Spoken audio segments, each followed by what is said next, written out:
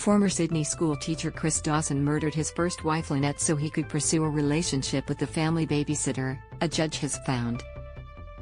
In a marathon ruling that spanned 5 hours, Justice Ian Harrison said Dawson lied about receiving phone calls from his missing wife, and concluded she was killed on or around January 8, 1982. Justice Harrison said Dawson, now 74, was obsessed with the family babysitter, known as JC, and sought to replace his wife with her. Read more. Chris Dawson's twin brother clashes with media outside court timeline, key events that lead to Chris Dawson's guilty murder verdict. I am left in no doubt. I am satisfied beyond reasonable doubt that the only rational inference is that Lynette Dawson died on or about January 8, 1982 as a result of conscious or voluntary act committed by Christopher Dawson, the judge said.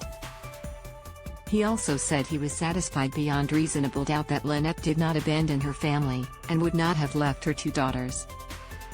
He also dismissed claims Mrs. Dawson had been seen alive after January 1982 or that she had contacted her husband. The whole of the circumstantial evidence satisfies me that Lynette Dawson is dead, that she died on or about January 8, 1982 and that she did not voluntarily abandon her home, the judge said. Days after Lynette was last seen, the teenage babysitter moved in with Dawson. Lynette Dawson family reaction: "We still need to bring her home." The former Newtown Jets rugby league player faced a marathon 2-month trial before Justice Ian Harrison. He was immediately handcuffed and taken into custody after the guilty verdict. He will be taken to Silverwater Jail ahead of his sentencing. Lynette's family were sitting just a meter away from Chris Dawson as the verdict was reached. They clasped each other's hands and gasped as he was led away. Dozens of witnesses, including Chris' twin brother Paul, Lynette's brother and former detectives were called to give evidence. Sightings of Lynn all dismissed in the lengthy verdict. Justice Harrison discussed in detail every witness testimony. He dismissed every testimony from witnesses who claimed they saw Lynette after she went missing. He said the reported sighting of Lynette Dawson at a bus stop near Gladesville Hospital in Sydney by Chris' brother-in-law Ross Hutchison was false. Hutchison gave evidence to police in 2019 in which he told detectives he was driving along Victoria Road months after she vanished when he saw the missing mother. Hutchison is married to Chris Dawson's sister, also called Lynette.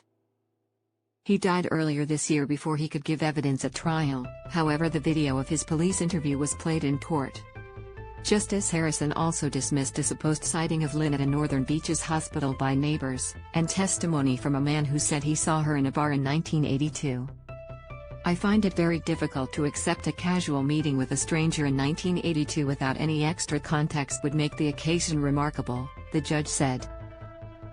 Phone calls a lie. Justice Ian Harrison said Chris Dawson's claim he received a phone call from Lynette at the Northbridge Baths on January 9, 1982 is a lie. "The only evidence that Mr. Dawson received a call from Lynette is from Mr. Dawson," he said.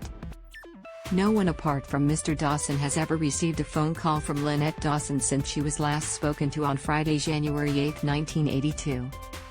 Justice Harrison said within the context of an emotional and stressful marriage breakdown, "I cannot accept that Lynette Dawson would merely have telephoned Mr. Dawson to say that she needed more time." He said it is his view fanciful to suggest such conversations lacking in detail ever occurred. "It seems remarkable that a woman that was troubled enough to call did not feel the need to inform her husband when her final decision was reached." Justice Harrison said it was concerning to him that Lynn never contacted anybody else besides Dawson. "Idea Lynn would have abandoned family ludicrous." Justice Harrison has Dawson's claim Lynn left her family, in particular her children, is ludicrous.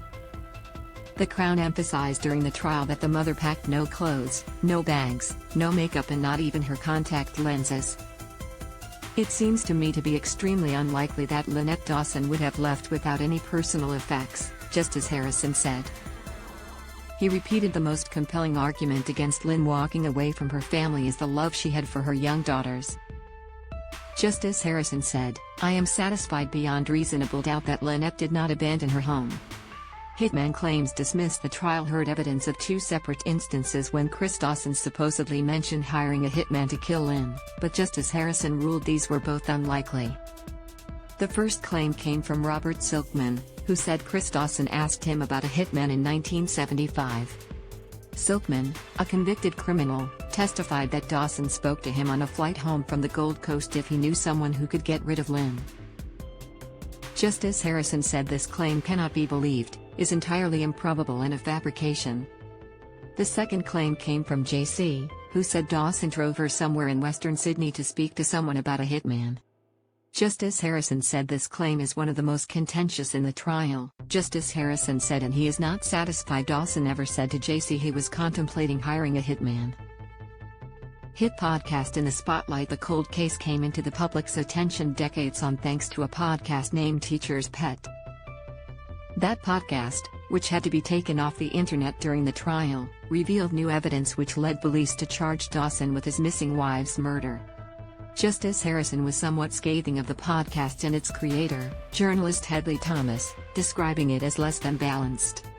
Dawson certain to appeal guilty verdict, says lawyer Chris Dawson is certain to appeal his guilty verdict, his lawyer has said. Greg Walsh spoke outside court following Justice Ian Harrison's decision, and said his client still maintains his innocence. In respect of an appeal, I can confirm that it's probable that of course he will appeal against his conviction, Walsh said. Mr. Dawson has always asserted, and he still does, his absolute innocence of the crime of which has been convicted, and he will continue to assert that innocence. He will certainly appeal. Walsh said Dawson is in shock and upset after being found guilty. He said there could be an application for bail made ahead of sentencing, the date for which has not been said, due to Dawson's health. Has not well. Has been suffering from cognitive problems and also a lot of other physical problems, Walsh said. Walsh later said Dawson has been diagnosed with dementia, which may be a result of his rugby league career.